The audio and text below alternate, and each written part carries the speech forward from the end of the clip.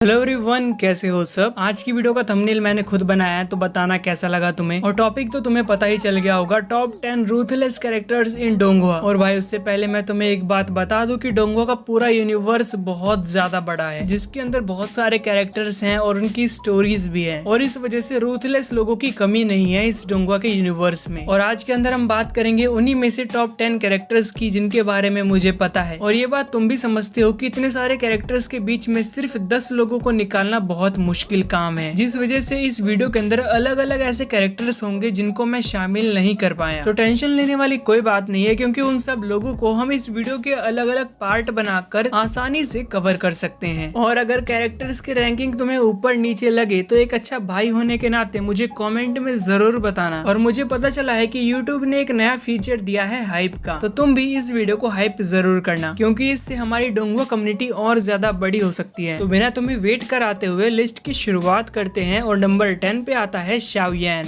Ruthless से ज्यादा Shao यान अपनी जर्नी पर फोकस करने वाला कैरेक्टर है, जिसका काम है स्ट्रॉन्ग बनकर हॉल ऑफ सोल्स को खत्म करते हुए अपने शाओ क्लैन को रिवाइव करना और अपने फादर को बचाना। लेकिन शाओ यान की इस पूरी जर्नी में उसका सामना बहुत स्ट्रॉन्ग लोगों से भी हुआ है, जिनको खत्म करने में शाओ यान ने बिल्कुल भी कंजूसी नहीं दिखाई। और डोंगुआ के अंदर हम काफी सारे ऐसे मोमेंट्स भी देख चुके हैं जहाँ पर शाओ यान अपने से स्ट्रॉन्ग एनिमीज से फाइट भी कर रहा है। बाय द वे, शाओ यान से ज्यादा रूथलेस तो मुझे पहले वाली क्वीन मेडुसा लगती थी, लेकिन डोंगुआ देखने वाले लोगों ने ये नोटिस किया होगा कि मदर बनने के बाद क्वीन मेडुसा काफी ज्यादा सॉफ्ट कैरेक्टर बन गई है। अभी शाओ यान की जर्नी और ज्यादा आगे तक कंटिन्यू होगी, जिसमें हॉल ऑफ सोल से फाइट करते हुए हम उसके रूथलेस वाले मूवमेंट्स को जरूर देखेंगे। और बैटल थ्रू द हेवेंस की लास्ट मूवी के अंदर जब उसकी हुन टिआनडी से बैटल होगी, तब वो फाइट डोंगुआ कम्युनिटी के अंदर काफी सारे रिकॉर्ड्स को ब्रेक करेगी, जिसके लिए मैं तो बहुत ज्यादा एक्साइटेड हूँ। नंबर 9 पर आते हैं, जो कि है शी हाओ। परफेक्ट वर्ल्ड डोंगुआ का एक ऐसा मेन कैरेक्टर जिसके पैदा होते ही उसके ही अपने लोगों ने उसका फायदा उठाने की कोशिश की, लेकिन शी हाओ के पेरेंट्स की वजह से वो जिंदा बच पाया। डोंगुआ के अंदर ऐसे काफी सारे मोमेंट्स आते हैं जब शी हाओ अपने दोस्त, अपनी फैमिली या फिर खुद को बचाने के लिए बिल्कुल रूथलेस बन जाता है। और शी हाओ को शाओ यान से ऊपर रखने का रीजन ये था कि परफेक्ट वर्ल्ड डोंगुआ फोकस करता है एक्शन के ऊपर, जिस वजह से यहाँ पर शी हाओ ज्यादातर फाइट ही करता रहता है, जबकि BTTH के अंदर कैरेक्टर डेवलपमेंट काफी अच्छे तरीके से दिखाया गया है। वेल, ये चीज BTTH के अंदर भी है, लेकिन डोंगुआ के अंदर हमने शी हाओ को बिल्कुल एक्सट्रीम लेवल पर फाइट करते हुए देखा है, जहाँ पे उसके एनिमीज इतनी ज्यादा स्ट्रॉन्ग थे कि शी हाओ नियरली मरने वाला था। और फिलहाल हमें डोंगुआ के अंदर रूथलेस एम्प्रेस भी दिखाई गई है। नंबर 8 पर है मेंग चुआन, डीमन हंटर सीरीज से, जिसकी एनिमेशन की कोई टक्कर नहीं है। मेंग चुआन का रूथलेस वाला नेचर उसके पास्ट से जुड़ा हुआ है, जहाँ पर बचपन में उसने अपनी माँ को डीमंस के हाथों खो दिया था, जिस मूवमेंट से उसकी जिंदगी बदल गई। और वहाँ पर उसने डिसाइड किया था कि वो हर एक डीमंस को खत्म कर देगा, चाहे उसके लिए मेंग चुआन को कुछ भी करना पड़े। उसकी स्वॉर्ड की स्पीड और बदला लेने वाला माइंड सेट डोंगुआ के अंदर ऐसे काफी सारे मूवमेंट्स क्रिएट करता है, जहाँ पर मेंग चुआन के हाथों उसका दुश्मन बिल्कुल नहीं बचता। मेंग चुआन का रूथलेस वाला नेचर प्योर इमोशंस से बाहर निकल के आया है, जिस वजह से हम डोंगुआ के अंदर उसके काफी सारे कोल्ड मूवमेंट्स भी देख पाते हैं। नंबर 7 पर है तांग सान, जिसे ज्यादातर लोग एक हीरो के रूप में देखते हैं, लेकिन अगर तुमने ध्यान दिया होगा तो उसके डिसीजन काफी ज्यादा रूथलेस होते हैं। अगर उसके क्लैन या फिर फैमिली पर कोई भी खतरा आए तो अपने एनिमीज से फाइट करते टाइम उसका पूरा बिहेवियर ही चेंज हो जाता है। और सोल लैंड के फाइनल एपिसोड के अंदर जब तैंग शैन के सारे इमोशंस गायब हो जाते हैं, तब हमें तैंग शैन का ऐसा रूप देखने के लिए मिलता है जो कि अपने एनिमीज को खत्म करने में बिल्कुल होल्ड बैक नहीं कर रहा था। वो तो अच्छा हुआ कि उस जगह शा वू मौजूद थी, वरना तैंग शैन सोल लैंड डोंगुआ के एक एक कैरेक्टर को जान से भी मार सकता था। नंबर 6 पर एक ऐसे डोंगुआ का कैरेक्टर है जिसका सीजन 3 आते ही बवाल मच गया। उसमें जो एनिमेशन क्वालिटी दिखाई गई, साथ में उसके फाइट सीन्स, जिसमें टॉम ऑफ फॉलन गॉड्स का मेन कैरेक्टर चेन नान पूरा मैसेकर मचा देता है। ये फाइट इतनी ज्यादा ब्रूटल थी कि यहाँ पर बहुत सारी डेड बॉडीज पड़ी हुई थी जिनके ऊपर चेन नान खड़ा था। और ये काफी ज्यादा कोल्ड मोमेंट था, जिसने मुझे टॉम ऑफ फॉलन गॉड्स डोंगुआ देखने पर मजबूर कर दिया था, जिसे देखकर मुझे ऐसा फील हुआ कि चेन नान एक ऐसा कैरेक्टर है जिसके सामने एक इंसान हो या फिर पूरा एक सेक्ट, और अगर वो लोग उसके रास्ते में आ रहे हैं तो चेन नान इनको खत्म करने से पीछे नहीं हटेगा। यहाँ तक कि अपने डिवाइन बो का इस्तेमाल करके उसने काफी सारे ओपोनेंट्स को भी मारा है। नंबर 5 पर है necromancer God the Electrolux. Electrolux का पास तैंग शैन से भी ज्यादा सैड है। तैंग शैन ने तो अपनी मदर को खोया था स्टार्टिंग में, लेकिन इलेक्ट्रोलक्स के सामने उसकी पूरी फैमिली और वो लोग जिनसे वो बहुत प्यार करता था उनको जान से मार दिया गया। इलेक्ट्रोलक्स एक प्रोडिजी था जिसको सन ऑफ लाइट भी बोल रहे थे, लेकिन अपने साथ हुए धोखे की वजह से और अपने लोगों को गंवाने के बाद वो नेक्रोमेंसी चूज करता करता है और अनडेड की पूरी आर्मी क्रिएट करता है। और अगर तुमने इलेक्ट्रोलक्स की मूवी देखी है तो तुमने वहां पर ये भी देखा होगा कि कैसे नेक्रोमेंसर बनने के बाद वो पूरे कॉन्टिनेंट को ही डिस्ट्रॉय कर देता है, एक एक को जान से मार के। और यहाँ पर इलेक्ट्रोलक्स ने अपनी अनडेड आर्मी का इस्तेमाल करके बहुत ज्यादा स्लॉटर किया था। और लास्ट में वो लड़की जो कि इलेक्ट्रोलक्स को धोखा देती है, तो उसकी फील्डिंग सेट करने वाला मोमेंट मेरा फेवरेट था इस मूवी के अंदर। नंबर 4 पर आता है हान ली, जो कि एक नॉर्मल मॉर्टल था। और ये एक परफेक्ट एग्जाम्पल है कि कैसे तुम इमोर्टल्स की दुनिया में सर्वाइव कर सकते हो। इस डोंगुआ के अंदर हान ली की रूथलेसनेस बिल्कुल एक नेक्स्ट लेवल पर होती है, जहाँ पर वो कभी भी रिस्क नहीं लेता। अपने एनिमी से फाइट में जीतने के लिए हान ली किसी भी चीज का इस्तेमाल कर सकता है, चाहे वो तरीका कितना भी गलत हो। और अपने आप को जिंदा रखने के लिए वो बहुत खतरनाक तरीकों से अपने एनिमीज को मारता है। और ऐसा करते हुए जब तुम इसे डोंगुआ के अंदर देखोगे तब तुम हान ली के फैन बन जाओगे। और अब हम आ गए हैं अपने टॉप 3 के अंदर। और मैं इस बात से कंफर्म होकर कह सकता हूँ कि अब जो मैं 3 कैरेक्टर्स के नाम तुम्हें बताऊंगा वो पूरे डोंगुआ यूनिवर्स के अंदर टॉप 3 में आना डिजर्व करते हैं। और तुम किसी भी कैरेक्टर का नाम ले लो, इनकी जगह कोई भी नहीं ले सकता टॉप 3 के अंदर। वेल आखिर वो कौन से 3 कैरेक्टर होने वाले हैं जिनकी मैं इतनी तारीफ कर रहा हूँ? तो बिना ज्यादा सोचे मैं तुम्हें नंबर 3 बताता हूँ, जो कि है वांग लिन। रेनेगेड इमॉर्टल का ये मेन कैरेक्टर रूथलेस होने के मामले में लिस्ट के अंदर मौजूद जितने भी कैरेक्टर्स मैंने तुम्हें अभी तक बताए हैं उन सब से बिल्कुल नेक्स्ट लेवल पर आता है। यहाँ पर अपने लव्ड वंस को बचाने के लिए वांग लिन पूरे एंटायर सेक्ट को खत्म करने से पीछे नहीं हटेगा, चाहे उसके सामने कितना भी स्ट्रॉन्ग एनिमी आ जाए। रेनेगेड इमॉर्टल के डोंगुआ का यूनिवर्स बहुत ज्यादा कॉम्प्लेक्स है, लेकिन अगर तुम इस डोंगुआ को पूरा देखते हो तो तुम इसके फैन बनने वाले हो, क्योंकि इसके अंदर जो फाइट सीन्स होंगे जिसको देखकर तुम्हें यहाँ का मेन कैरेक्टर काफी पसंद आएगा। और सॉरी गाइज, नंबर 2 पर मैंने एक ऐसे कैरेक्टर को रखा है जो कि नोवेल से है, और ये नोवेल बैन हो चुकी है। और अगर ऐसा नहीं हुआ होता और हम इसका डोंगुआ देखते तब ये नंबर 2 वाला कैरेक्टर आसानी से नंबर 1 की पोजीशन को डिजर्व करता। वेल काफी सारे लोगों ने ये गेस कर लिया होगा कि मैं किसकी बात कर रहा हूँ। ये कैरेक्टर है फेंग युआन रिवर्स इंसैनिटी डोंगुआ से। और इस नोवेल के अंदर जो स्लॉटर और जो ब्रूटैलिटी दिखाई गई है एमसी की, वो इतनी ज्यादा थी कि गवर्नमेंट ने इसको बैन ही कर दिया। और एंटायर नोवेल के अंदर कोई भी फेंग युआन से ज्यादा रूथलेस नहीं होने वाला। लेकिन अगर हम बात करें नंबर 1 कैरेक्टर की, तो वो है एक मैडमैन जो कि इतना ज्यादा रूथलेस है कि काफी बार उसने पूरे प्लैनेट्स तक को डिस्ट्रॉय कर दिया, पूरी गैलेक्सी तक को डिस्ट्रॉय कर दिया। और ये मेक श्योर किया कि उसका एनिमी उसके लव्ड वंस के ऊपर दोबारा अटैक ना करे। मैं बात कर रहा हूँ लुओ फेंग की। मैंने तुम्हें बोला था कि रेनेगेड इमॉर्टल डोंगुआ काफी ज्यादा कॉम्प्लेक्स है, जिसको समझने में तुम्हें थोड़ी प्रॉब्लम हो सकती है, लेकिन स्वॉर्ड स्टार काफी कॉम्प्लेक्स होने के बाद भी उसको अच्छे तरीके से समझा जा सकता है अगर तुम उसका डोंगुआ देख रहे हो तो। और डोंगुआ में तुम्हें लुओ फेंग की जो ग्रोथ है, वो जिस लेवल पर पहुंचता है और जिस तरीके के एनिमीज को खत्म करता है, लुओ फेंग की पूरी जर्नी में वो अलग प्लैनेट्स, अलग गैलेक्सीज, यहाँ तक कि अलग यूनिवर्स तक के अपने ओपोनेंट्स का सामना कर रहा है। और गाइस अगर तुम शी हाओ, शाओ यान, टैंग शेन या फिर हाओ चैन की बैटल को देखना चाहते हो तो मैं तुम्हें मिलूंगा इस वीडियो के अंदर, तो इस वीडियो को जरूर देखना।